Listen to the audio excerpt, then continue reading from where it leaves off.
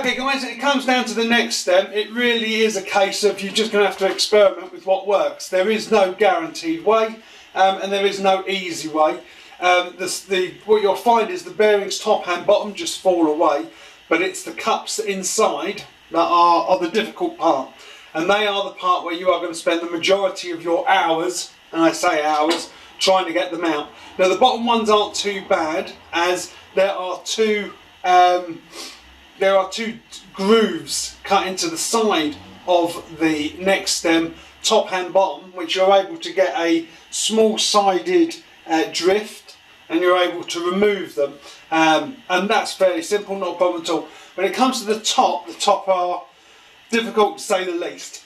So when we drove these ones out of top and bottom, this is obviously the bottom one, but when we drove these out, I noticed that someone had actually Loctited the top cut in, which is a complete pain in the backside, to be honest. It doesn't need to be done, and they don't recommend you do it. It just makes a nightmare job for somebody else that comes behind you. What that does mean is I'm going to take some sandpaper and I'm just going to clean up the inside race, and I'm going to clean up the lower race as well.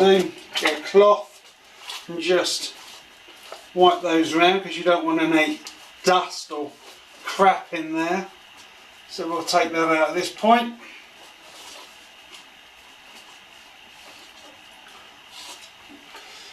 Excellent. Okay guys, these are basically your OEM bearings. Basically you can see there, they're just the typical round ones that you can get, and you basically pack those with grease and you're done. These are these are the cups that sit inside the stem, that these go on top and then they roll around. So you get a pair of those top and bottom.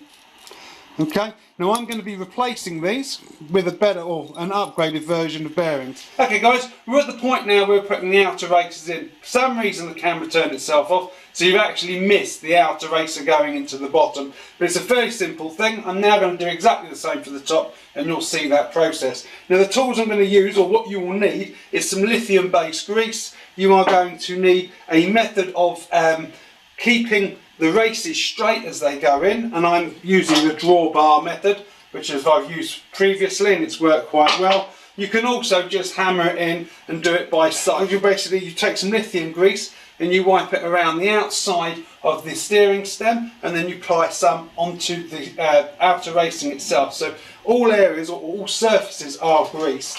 The next stage is just to hammer it so it is using a soft hammer. Don't use a massive, great big lumpy hammer.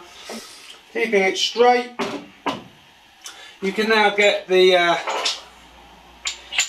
one of the tools. Now I'm using, for this, I am using a racing bearing set, and all I'm doing is just taking a hammer, so it's protecting the surfaces, and then I'm bringing it in.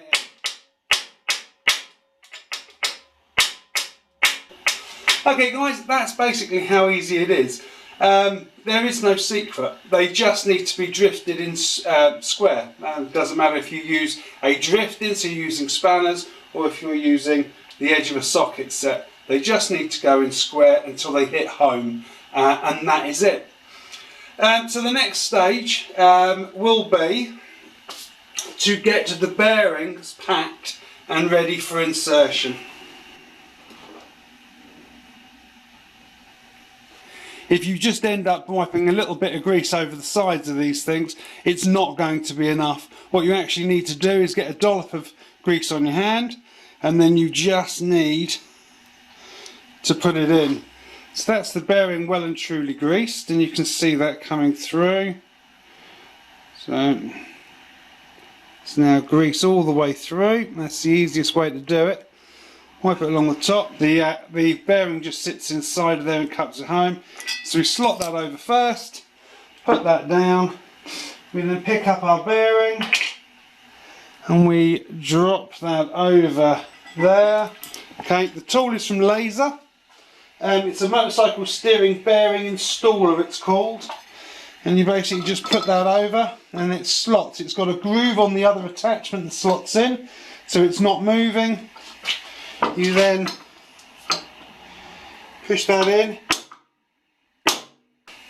Okay, so that is installed.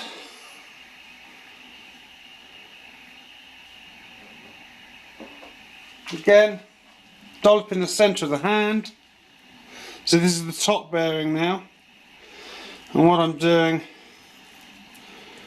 is just moving that around.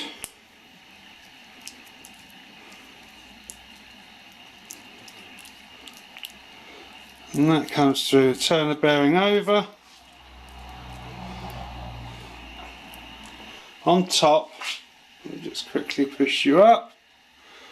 We are going to sit that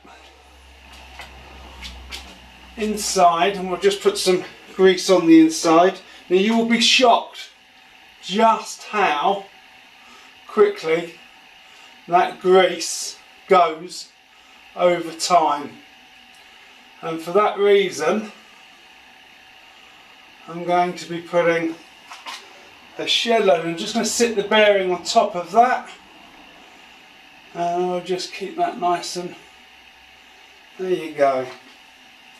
And I see if I can dry my hands on a fully greased. When that tea towel, when you've got a tea towel that's actually saturated with grease, and then you just try and wipe some more grease off. Right, so that's that. It's basically sat on there. So now I'm getting the top of that one here, and I'm going to put that over the top, which is there, which is perfect. Before I put this in, I hope you can see, I'm just going to put loads of grease around, and the reason is for that is because you will be surprised, it will find its way in there. So I'm just going to put some extra grease around there.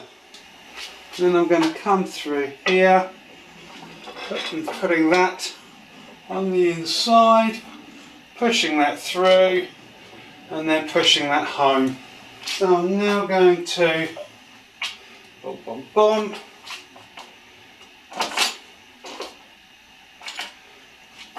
Now I'm going to take the seal, and I'm going to put that. If you don't put that on top, you will mash the seal, so you need to put that over the top, and then that comes down.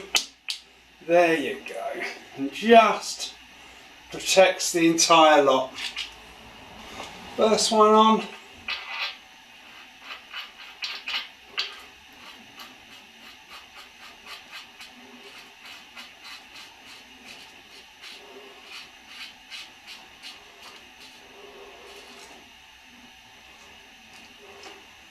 Okay.